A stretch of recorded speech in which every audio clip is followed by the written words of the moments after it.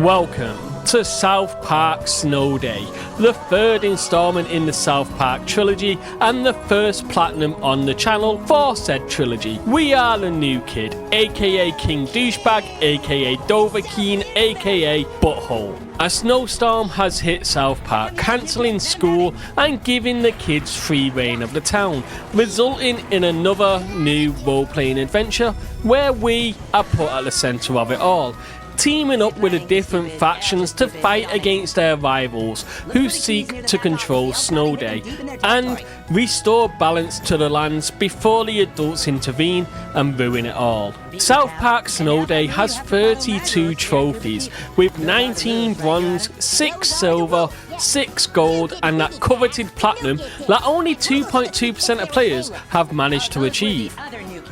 We will be going through the story, defeating bosses, taking on a myriad of challenges, a speedrun and even a hardcore trophy, while making sure we save the Snow Day for the kids of South Park. And best of all, there is a chapter select, so if we miss anything, we can always return later. And so, with all that information out of the way, let's platinum South Park Snow Day. The game begins like all the others, a nice intro cinematic about the magic of snow days, character creation and new rules into how the game is played. I also found the dedicated fart button because it isn't a South Park game without a bit of farting, earning the Founder Toot button trophy.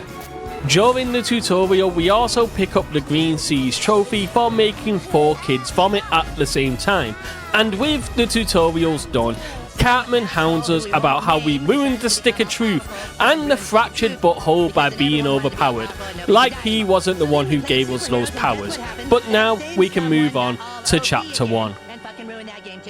Chapter 1 starts as you would think. Cartman wants us to attack the elves before they attack us, which knowing Cartman just means he wanted to attack Kyle for no reason. We then get introduced to the card selection system. Think of this as the buffs and debuffs before every run through a chapter. And now we can get into the actual game. It is a roguelite. The levels are somewhat randomly generated, as well as the cards, upgrades and almost everything else we will encounter going through them. Like our 3 teammates. These 3 NPCs will show up each fight to help even the odds a little if we aren't playing multiplayer, and thanks to them not being the brightest, we can revive them and dance on them to earn the Grave Dancing trophy. Meeting up with Randy, he has a treasure trove of TP, but we need to free him if we want to share for our booty, and also find out where Kyle is.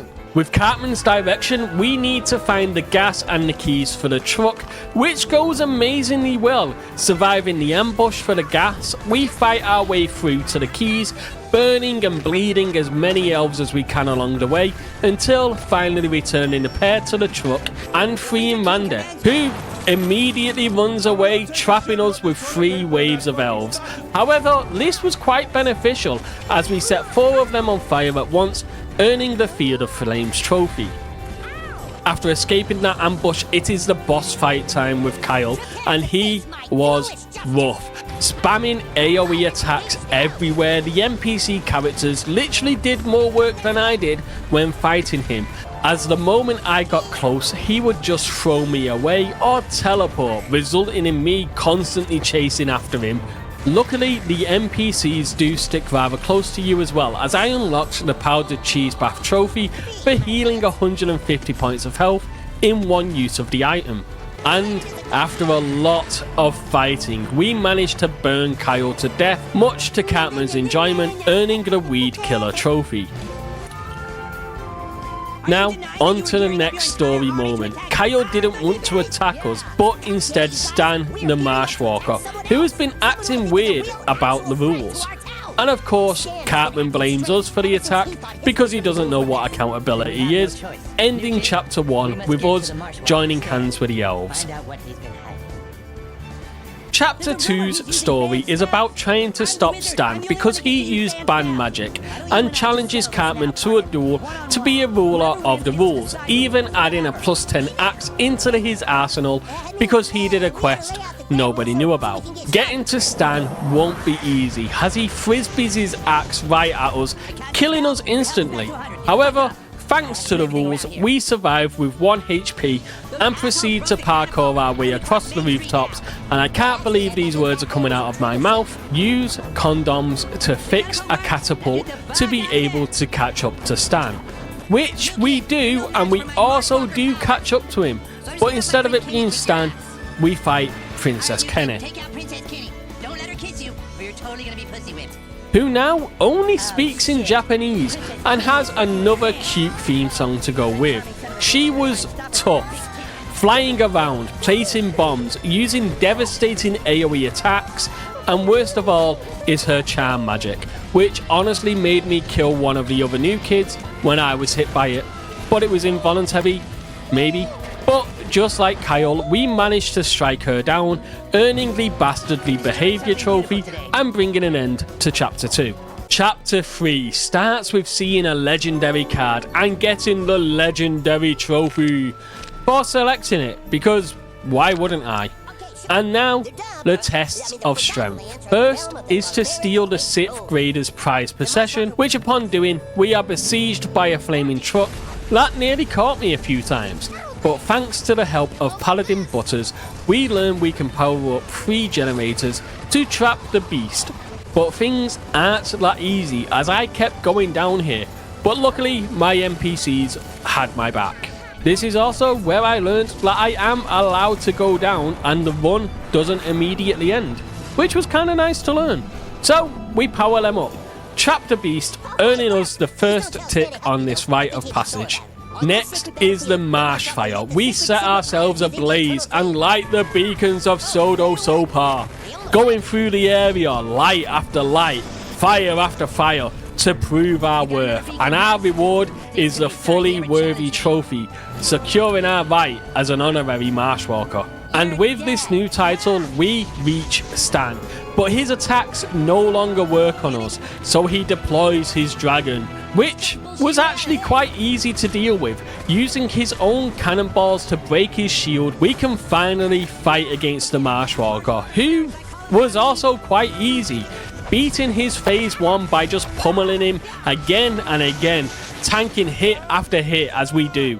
And then phase 2 begins, where Randy joins in to defend the toilet paper, even asking Stan to sacrifice himself for the 64 pack from Costco. But even with his phase 2 and Randy's help, we bring him down, securing the Great Axe weapon and the Dragon Killer trophy. Then we confront Stan, but it seems like he isn't the one who caused the eternal winter. Instead, it might be Mr. Hanky, hell-bent on taking revenge on South Park for kicking him out, with Cartman seeming to take his side, using dark matter hot cocoa, because if we stop winter, then school begins again, and he never wants to go back to school. Chapter 4 sees us joining hands with the elves and the marshwalkers, where we get a surprise twist of Cartman being our next enemy. Honestly, I didn't see it coming. He was so trustworthy through the Stick of Truth, through Fractured Butthole, that him doing it a 3rd time just didn't seem possible. So during my chase towards Cartman and fighting his army, I put the ass in Assassin trophy by fighting on 3 invisible enemies, which shows they aren't the only ones who are silent, but deadly. I also failed my first run here, which was a bit of a shame, as I thought I'd at least go deathless for the campaign, and on my return trip, I get the Death from Above trophy for defeating 10 enemies with jump attacks. Finally passing where I was, we are closing in on Eric, but I have a sneaking suspicion he will pull a Stan and we won't be fighting him as the boss. And I was kind of right, as he sets his mum and the adults on us, who honestly put up a much better fight than I thought, killing my NPCs multiple times and constantly grabbing me. But as soon as Leanne was defeated, we get the Cursed Bloodline trophy and can continue to chase Cartman. Now, his fight could be mostly down to the upgrades I had, but this run was extremely easy. Battering him with bloody knives, he lost quite a lot of health through all of his phases, to the point I even got the No Lie Enemy trophy for not damaging any of his decoys, and of course the inevitable betrayal for defeating him too. Then, in true Cartman fashion, we get blamed for breaking the rules when he set them again. So how am I ruining the game when I'm just following what he said to do? But now we have all joined forces to fight against Mr. Hanky, because we forgive him again, I guess, for the third time. Chapter 5. We found out the reason for Mr. Hanky's anger. He's just not a good person at all, and after being cancelled and thrown out of South Park, he decides that he will corrupt all of the adults to do his bidding, starting the final chapter with a climb up to him. And we are skipping to the top because nothing special happened. It was just fighting the enemies and nothing else. So, one cutscene later, and Eric was actually right about something for once, as Hanky uses our dark matter to transform. So now it's time to fight Mr. Hanky in his giant worm shit form. During Mr. Hanky's boss fight, we can pick up the clean underwear trophy for killing 50 of his little minions, which is actually super easy as they die in one hit and spawn almost infinitely. But I don't have much to say about Mr. Hanky's boss fight. You chase his little poo bits to grab the toilet roll and then use the cannons to shoot him. But I will say this, we use the cannons multiple times. With Princess Kenny's blessing, we do smite down Mr. Hanky, earning the Everyone Needs Ambient trophy as our reward. And so, the town is free! The snowstorm is lifting! And the South Park kids are finally off back to school, while learning a valuable lesson about forgiveness from Jesus. Which is immediately undone as Mr. Hanky brings about the snowstorm again, plunging South Park into another snow day. But the good news is we can now trophy hunt the remaining ones that are missing, as the story is now complete. And with the story complete, we earn the Infernal packs. These not only give us rewards, but are needed for trophies later on. The first trophy, however, I am aiming for is Marsh Pooper, for defeating Stan within 25 minutes of starting a run. This is easily done by just selecting easy and getting lucky with the tests of strength. Getting to Stan, I also get very lucky with the Event Horizon card that upgrades the gravity bomb, and when used, you just shoot a projectile inside of it and it rewards me with the I'll Do It Myself trophy.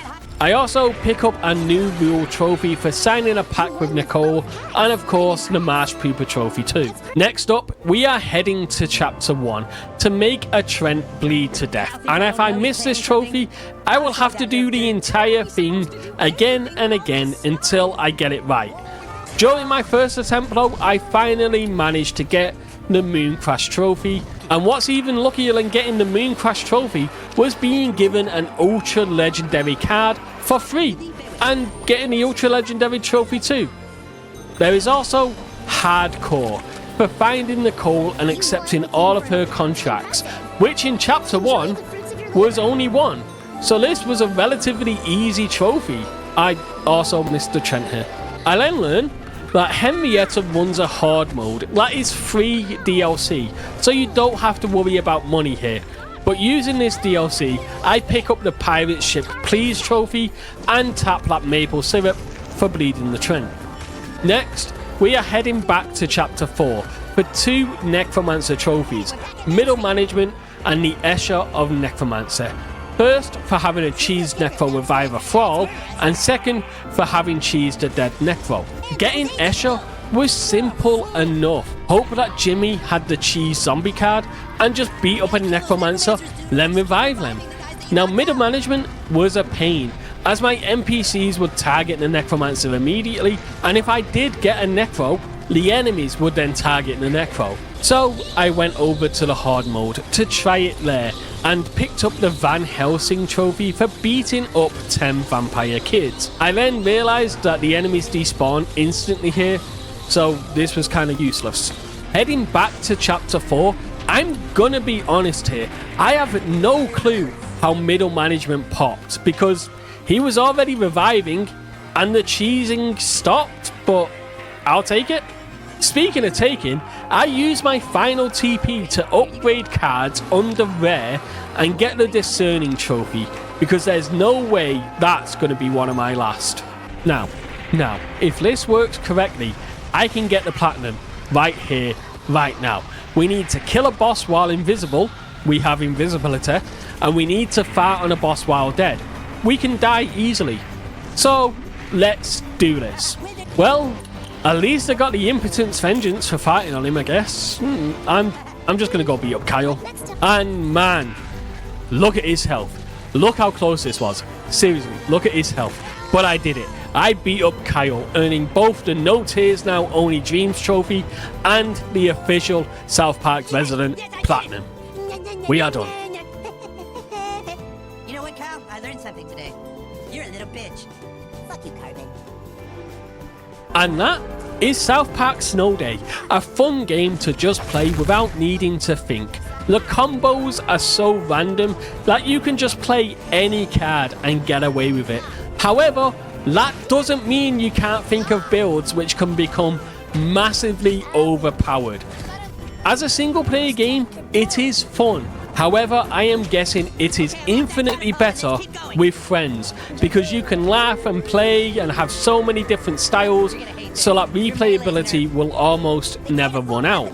That being said, what happened to chapter 4 and 5? There is almost zero changes to how you play those levels when compared to 1, 2 and 3, like the test of strength for Stan, or the 4 different routes with Kyle.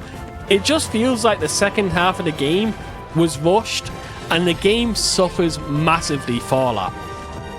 That being said, I do hope we get another South Park game, because I really do like this trilogy so much. By the way, let me know in the comments if you want to see me play the other two. And so, with all that being said, thank you so much for watching. If you liked the video, be sure to like, comment and subscribe, because I enjoyed recording this. I hope you enjoyed watching. And as always, good morning, good afternoon, good evening, and from the South Park kids and I, goodbye. We all have to go.